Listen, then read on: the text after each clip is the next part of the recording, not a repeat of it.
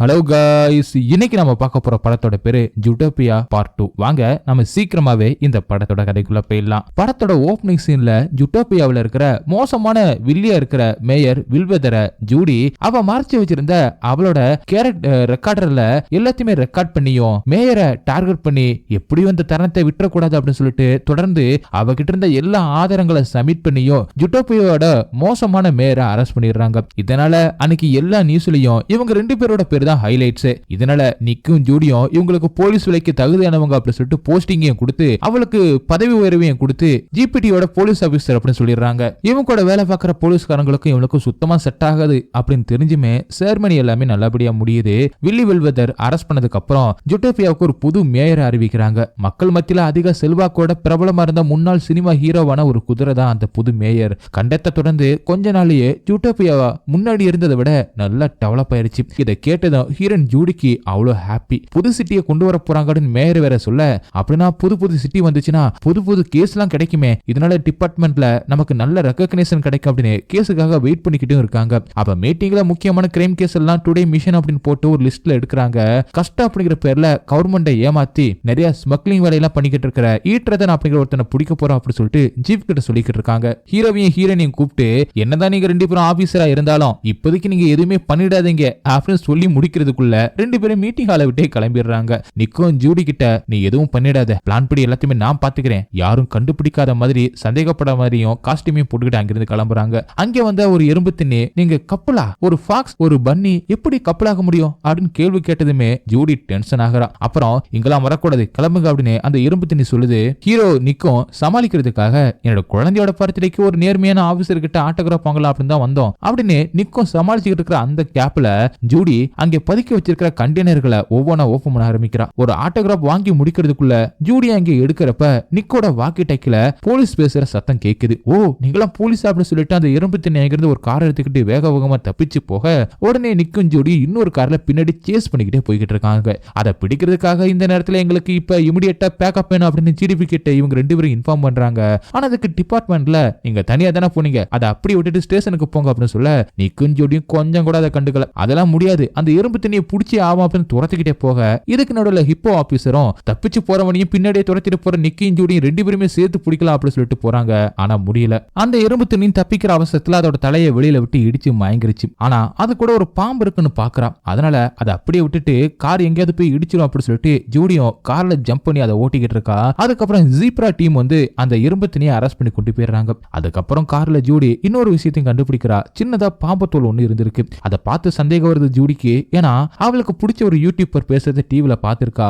அப்ப கிட்டத்தட்ட 100 வருஷம் ஆச்சு ஜூட்டோபியாவில பாம்புகளை பாருமே பார்த்ததே கிடையாது அப்படி இந்த விஷயத்துல அந்த யூடியூபர் சொன்னதை ஜூடி கேட்டிருக்கா. இந்த விஷயத்தை கேட்டதுக்கு அப்புறம் அவளுக்கு சந்தேகம் வர ஆரம்பிச்சிருச்சு. பக்கத்துல இருந்து நம்ம ஹீரோ நிக்கும் இதெல்லாம் பாத்துக்கிட்டு இருக்க அப்படின்னு கேட்க அடுத்த சீன்ல சீஃபும் ரெண்டு பேருமே கூப்பிட்டு நீங்க பேர் அதை பிடிக்கிறதுக்காக சேஸ் பண்ணி முட்டி மோதி இருந்தாலும் கடைசி நேரத்துல அதை பிடிச்சு அரெஸ்ட் பண்ணி கொண்டு போன பெருமை டிபார்ட்மெண்ட்ல இருக்கிற ஜீப்ரா டீமுக்கு தான் கிடைச்சிச்சு அப்படின்னு சொல்ல இவனும் சொல்லப்போனா ஹீரோயின் சம்பவம் அன்னைக்கு கண்டுபிடிச்ச ப்ரூஃப் எல்லாத்தையுமே காட்டியும் சீஃபும் சொன்ன எதையுமே கண்டுக்கவே இல்ல, கவனிக்கவும் இல்ல. கொடுத்த ஆர்டர் மாதிரி நீங்க செயல்பட்டதுனால சிட்டில ஏராளமான டேமேஜ் ஏற்பட்டிருக்கு, அதனால உங்களை இப்படியே இனிமே விட முடியாதுன்னு மீட்டிங்கை முடிச்சுட்டு ஆபீஸ்ல எல்லாருமே வெளியில போக சொல்லிட்டு நீங்க ரெண்டு பேரும் சேர்ந்து எந்த ஒரு பிரச்சனையும் இல்லாம டீமா சேர்ந்து வேலை சிறப்பா செய்வீங்க நம்புறேன். இல்ல அப்படிலாம் பண்ண முடியாதுன்னு மேற்கொண்டு அதே தப்ப செஞ்சீங்கன்னா உங்க ரெண்டு பேருமே சஸ்பெண்ட் பண்ணிடுவேன் அப்படி சொல்றாரு. கூடவே கவுன்சிலிங் கொடுக்க சொல்றாரு. அதுக்கு கவுன்சிலிங் கொடுக்கறதுக்காக ஒரு விலங்குன்னு வருது.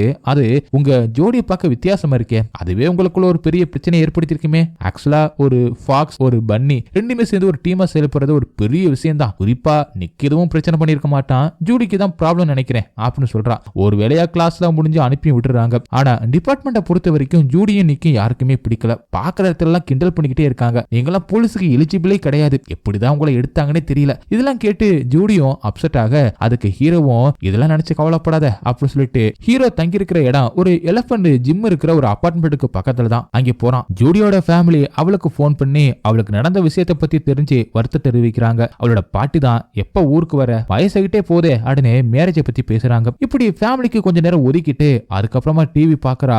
அந்த விஷயத்தை பாத்துக்கிட்டு இருந்துட்டு அதுல ஜூட்டோபியாவை உருவாக்கின ஃபவுண்டரோட பையன் ஒரு பார்ட்டி ஒண்ணு கண்டக்ட் பண்ணிருக்கிறதா அறிவிச்சுக்கிட்டு இருக்காங்க. அந்த விஷயத்தை பாத்துக்கிட்டு இருந்த அவ கடைசியா பார்த்த அந்த பாம்பு இருந்த அந்த காரை மறுபடியும் பாக்குறா. அடுத்த நொடி அவளுக்கு ஒரு சந்தேகம் வந்துருச்சு. அப்படின்னா ஜூட்டோபியாவில மெல்டன் லிங்க்ஸ்ன்றது யாரு, யாரு, அவ்வளவு பெரிய ஆளா அப்படின்னு கேட்டீங்கன்னா ஜூட்டோபியா இந்த அளவுக்கு வளர்ந்துருக்குன்னா அதுல முக்கியமான பங்கு அவருக்கு இருக்கு. காரணம் சிட்டியை சுத்தி கிளைமேட்டை கண்ட்ரோல் பண்ற சுவர்களை அவர் தான் முதல்ல எழுப்பி வச்சிருக்காரு அப்படின்னு தெரியுது. அதுக்கப்புறம் அந்த யூடியூப்ல எப்பவும் போல பாக்குறா. அதுல அவர் என்ன சொல்லியிருக்காருன்னா, கூடிய சீக்கிரம் ஜூட்டோபியாவில தப்பா ஏதோ ஒண்ணு நடக்க போகுது, சாதாரணமா இல்ல, ரொம்ப ரொம்ப மோசமா. இதை கேட்டதுக்கு அப்புறம் அவளுக்கு தோன்ற ஒரே விஷயம், லாஸ்ட் டைம் அவளுக்கு அந்த கார்ல கிடைச்ச ஒரு பாம்போட தோல் தான். அப்ப ஜூடியும் கால் பண்ணி நடந்த விஷயத்தை எடுத்து சொல்லி இந்த கேஸ எப்படி சால்வ் பண்ணலாம் அப்படின்னு பேசிக்கிறாங்க. அதுக்கப்புறம் அந்த பார்ட்டிக்கும் போறாங்க.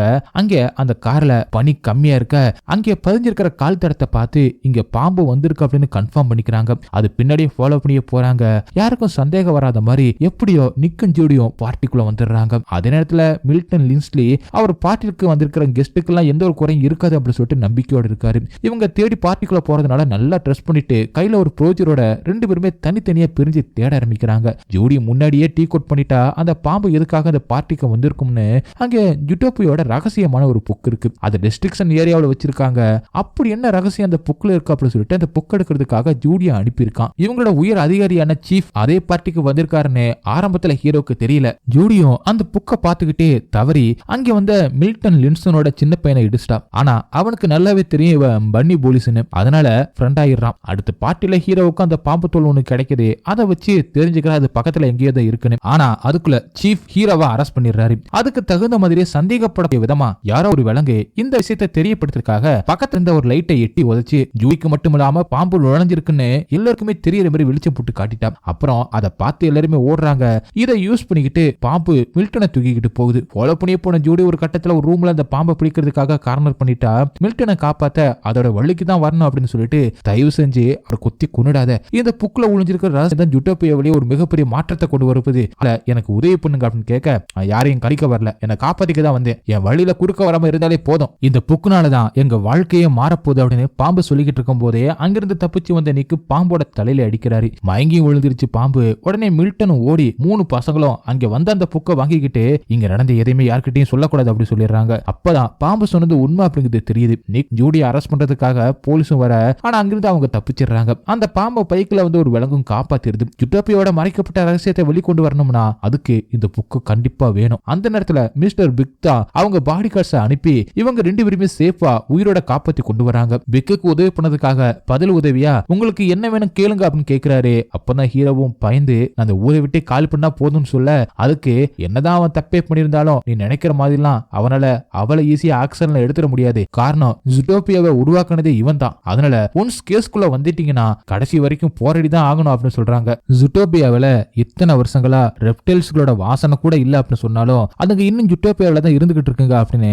அதோட மட்டும் இல்லாம அடிக்கடி ஒரு யூடியூப்ல போட்டு பேசிக்கிட்டு இருப்பாங்கல்ல, அந்த ஷோவில் வரவரையும் ஜூடி நேர்ல பாக்குறான். அது ஒரு மார்க்கெட் ஏரியாவுக்கு இவங்கள கூட்டிட்டு போகுது. அங்க நிக் அப்புறம் ஜூடி மாதிரி பாலிட்டிகள் இல்லாம முழுக்க ஊர்வனங்கள் மட்டுமே வாழ்ந்துகிட்டு இருக்கிற ஒரு பகுதி இருக்குன்னு சொல்றாங்க. அங்க போனா ஒரு பழைய கப்பல்ல இருக்குதுங்க, யாருக்குமே தெரியாம. புக்ல எழுதியிருக்கிற எழுத்த நிக் அப்புறம் ஜூடியால பார்க்க முடியல.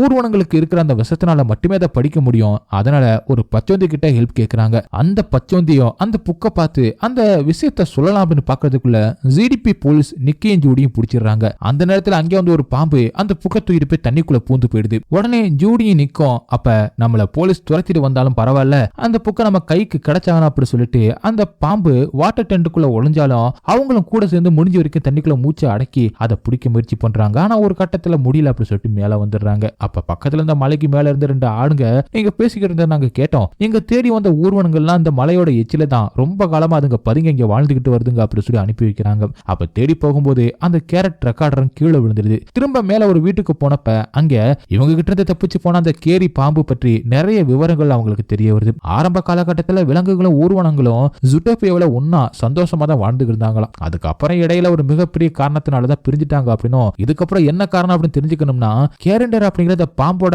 பாட்டியை சந்திச்சாதான் தெரியும் அப்படிங்கிற மாதிரி அங்கிருந்த போட்டோவை வச்சு சில விவரங்களை வச்சு ஜூடி கண்டுபிடிக்கிறான். கொஞ்ச நேரத்துல ஜிடிபி போலீஸ் அந்த கேரட் ரெக்கார்டரை ட்ராக் பண்ணி இவங்களை பிடிச்சு கொண்டு போறதுக்காக வராங்க. அப்ப ஜூடி மட்டும் அந்த பாம்பாப்பர் லின்சியோட பையனோட உதவியோட அங்கிருந்து தப்பிச்சு போறா. நிக்க போலீஸ் பிடிச்சிடுறாங்க. போலீஸ் விசாரணையில நிக்க அவரோட டிபார்ட்மெண்ட் ஆளுங்க ஜூடியை பத்தி கேட்கப்ப அவ வாயை துறக்கல, எனக்கு தெரியாதுன்னு சொல்லிடுறான். அப்புறம் மில்டன் லின்ஸ்லியுமே வந்து ஜூடியை பத்தி கேட்டு மிரட்டான். அவ இருக்கிற இடத்த நீ சொல்லலைன்னா உன்னை கொல்ல மாட்டேன், அவளதான் கொல்லுவேன் அப்படி சொல்ல, அதே நேரத்துல இங்க அந்த கேரி பாம்பு ஜூடி கிட்ட இன்னொரு பக்கம் உண்மை எல்லாத்தையுமே எடுத்து எடுத்து சொல்லிக்கிட்டு இருக்கு. அதாவது 150 வருஷங்களா ஜூட்டோபியாவில மேமல்ஸ் மட்டும்தான் வாழ்ந்துகிட்டு வர்றாங்க. ஊர்வனங்களுக்கு இங்க இடமே கிடையாது அப்படின்னு சட்டமெல்லாம் கிடையாது. அதை உருவாக்குனது லின்சியோட அப்பா தான். ஒரு காலத்துல ஜூட்டோபியாவில மேமல்ஸ் வர்றதுக்கு முன்னாடியே இந்த ஊர்வனங்கள் தான் இந்த அளவுக்கு மாற்றத்தை கொண்டு வந்திருக்காங்க. அதனால ஊர்வனங்களை அழிக்கணும் அப்படின்னு தான் அதை பண்ணிருக்காங்க அப்படின்னு சொல்லுது. கேரிக்கு இந்த உண்மை எல்லாமே அதோட பாட்டி மூலமா தான் தெரிய வந்திருக்கு. அவங்க வாழ்ந்துட்டு இருக்கிற பகுதியை காட்டினா இது எல்லாத்துக்கும் ஒரு முடிவு கிடைக்கும் அப்படின்னு சொல்லிட்டு டவுனுக்கு போக ஆரம்பிக்கிறாங்க. அப்ப நிக்கும் ஜெயில இருந்து பிளாஷோட ஹெல்ப் நட தப்பிக்கிறான். இது உங்க தப்பிச்சு போன விஷயம் போலீஸுக்கு தெரிஞ்சு போய் அவங்களே உங்களை துரத்த ஆரம்பிக்கிறாங்க. கட் பண்ணா பாலைவனத்துல பெர்னி பெஸ்டிவல் அப்படின்னு சொல்லப்படுற ஒரு திருவிழாவுல ஜிடிபி போலீஸ் அவங்கள துரத்திக்கிட்டு வராங்க. அப்ப எல்லாருமே வதர்வாலுக்கு போறாங்க. அப்பதான் அதோட வெளிச்சத்தினால லைட் ஹவுஸ தாண்ட டவுன் மக்களுக்கு காமிச்சு கேரி மாதிரியான ஊர்வனங்கள் இருக்காங்க. அதே மாதிரி லிவிங்ஸ்லி மாதிரியான வில்லனை காட்டலாம் அப்படின்னு பார்த்தாங்க. ஆனா அதுக்குள்ள கடைசி நேரத்துல அவனோட அப்பாவும் தாத்தாவும் வில்லன் அப்படின்னு தெரிஞ்ச உடனே கூடவே இருந்த அந்த பார்பட் பூனை அவனும் வில்லன் வேலையை ஆரம்பிக்க மக்களுக்கு அந்த உண்மை தெரிஞ்சிடக்கூடாது அப்படின்னு சொல்லிட்டு ஜூடிய கொல்ல அப்படின்னு முடிவு பண்ணிட்டான். அதுக்காக கேரியோட விஷத்தை ஜூடிக்கு செலுத்துறான். ஆனா கேரி அதுகிட்ட இருக்கிற ஆன்டி வேணாம கொடுத்து காப்பாத்துது. அப்பதான் இதுவரை வந்த சண்டைகளால அவங்களுக்கு வந்த அந்த பிரச்சனை எல்லாத்தையுமே போய் அதிகமா லவ் பண்ண ஆரம்பிக்கிறாங்க. ஒரு பக்கம் விஷம் வேலைக்காகல அப்படின்னு சொல்லிட்டு அந்த ஊரையே அழிச்சல அப்படின்னு முடிவு பண்ணுது. ஆனா அதோட தீய திட்டத்துக்கு நிக்கும் ஜூடியும் இடம் கொடுக்கல. முன்கூட்டியே சுதாரிச்சு அதை லாக் பண்ணி ஜூட்டோபியால ஊர்வனங்களும் ஒரு குடும்பமா தான் வாழ்ந்துகிட்டு இருக்காங்கன்னு இனிமேயும் வாழத்தான் போறாங்கன்னு அதிகாரப்பூர்வமா சட்டத்தோட கண்ணு முன்னாடிக்கு கொண்டு வந்துடுறாங்க. ஹீரோயின் ஆசைப்பட்டு முடிக்கணும் அப்படின்னு நினைச்ச அந்த கேஸ ஹீரோ மூலமா ஹீரோவோட உதவி மூலமா எதிர்பார்த்த மாதிரியே முடிச்சிட்டான். அதுக்கப்புறம் இதுக்கு காரணமா இருந்த எல்லாருமே அரெஸ்டும் பண்ணிடுறாங்க. இதனால ஜூட்டோபியாவில கடந்த காலத்துல மறைக்கப்பட்ட ரகசியமும் வெளியில வந்து ஒரு அமைதியான சூழ்நிலை நிலவர மாதிரி காட்டுறாங்க. படம் இதோட முடியுது. ஓகே गाइस, இந்த படம் உங்களுக்கு எந்த அளவுக்கு பிடிச்சிருந்துச்சு அப்படிங்கறத கமெண்ட்ல சொல்லுங்க. உங்களுக்கு இந்த வீடியோ பிடிச்சிருந்துச்சுன்னா உடனே ஒரு லைக் தட்டி விட்டுட்டு மறந்துடாம உங்க ஃப்ரெண்ட்ஸ்க்கு ஷேர் பண்ணுங்க. அப்படி நம்ம சேனலை சப்ஸ்கிரைப் பண்ண மறந்துடாதீங்க. நெக்ஸ்ட் வீடியோல மீட் பண்ணலாம். By guys.